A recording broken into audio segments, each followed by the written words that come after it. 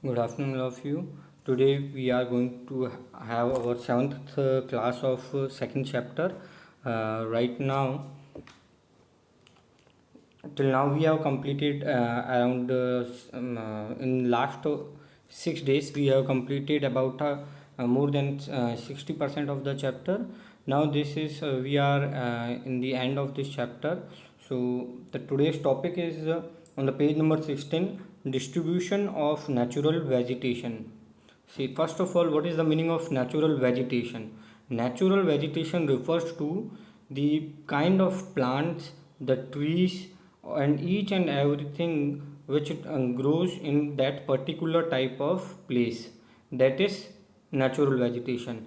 Now, when we are saying distribution of natural vegetation, that refers to the different kind of plants grown on the different place.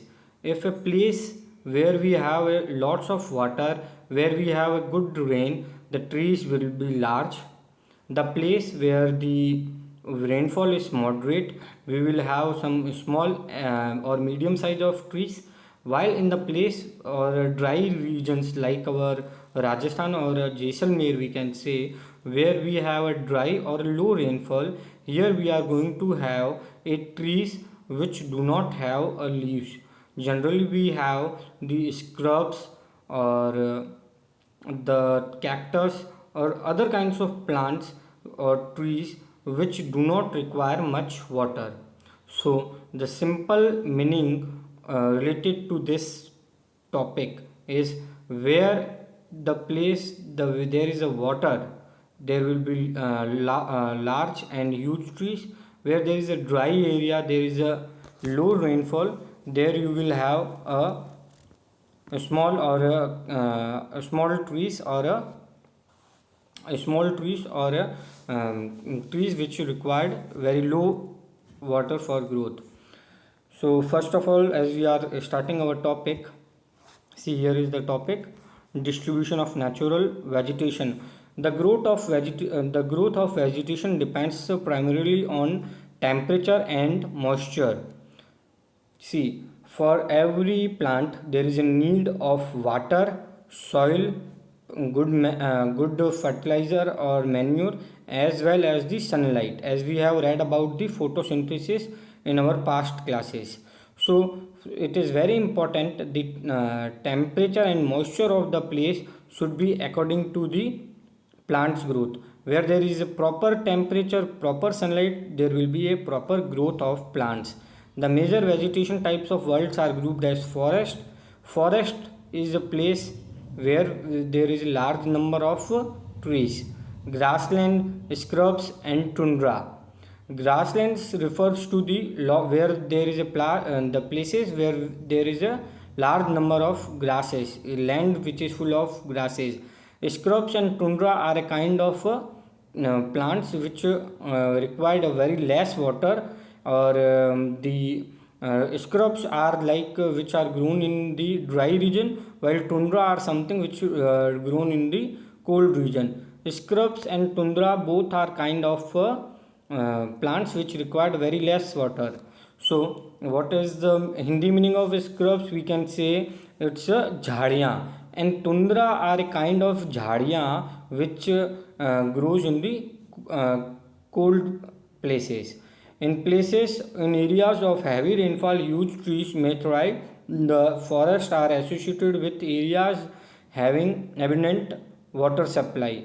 As I have told you, where there is a abundant water supply, there will be a large number of trees. As the amount of moisture decreases, the size of trees and their density reduces. Short stunt trees and grasses grow in the regions of moderate rainfall, forming the grassland of world. So wherever there is a moderate water rainfall, there will be you will find a grassland. Where there is a huge abundance of water supply, there you will find a forest. While thorny scrubs and the tundra are grow in a region of a low rainfall. Both will grow in the places where there is a Tundra will grow in the colder region with less rainfall, while the scrubs will grow in the region where there is a low rainfall, but they are the dry places. In such areas, plants have deep roots, leaves with thorny and waxy surfaces, reduces loss of moisture through transpiration. See, these are the places where there is a less water, so the plants do not have large trees, large leaves. They even don't give the much fruits, but they have the deep roots in that places, which so that they can acquire water from the deep from the ground.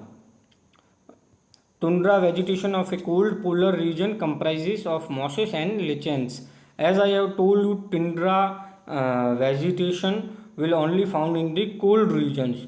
So in the tundra vegetation you will find a kind of a scrub that is known as mosses and lichens. Today there are more people in the world than there in the 2 centuries back. To feed the growing numbers of large areas of forest have been cleared to grow crops. Forest cover all over the world is vanishing rapidly. There is urgent need to conserve the valuable resources. So, in the last point, the author is saying related to the conservation of trees. As the population of human is growing, we need a housing facility, we need crops, we need colonies. So what we are doing, we are going for cutting the plants, we are going for deforestation. So there should be a urgent need for the conservation of forest. I hope you all have enjoyed this lesson. In the next lesson, we are going to complete the conservation of natural vegetation and wildlife. This topic is also very easy, and I don't think there is a much need of going stress on this topic. But yes, this is the end of the topic, so I think we should complete this chapter by tomorrow if everything will be all right. So what you had to do, you have to go through this topic which I have taught you today, as well as you have to go through the topic which we are going to read in the next classes, that is conservation of natural vegetation and wildlife. You all have to go through this chapter in the next class. So this is the end of this session today, and be positive. We have a less time, but we will try to do our best. It's a corona time, so please take very good care of yourself.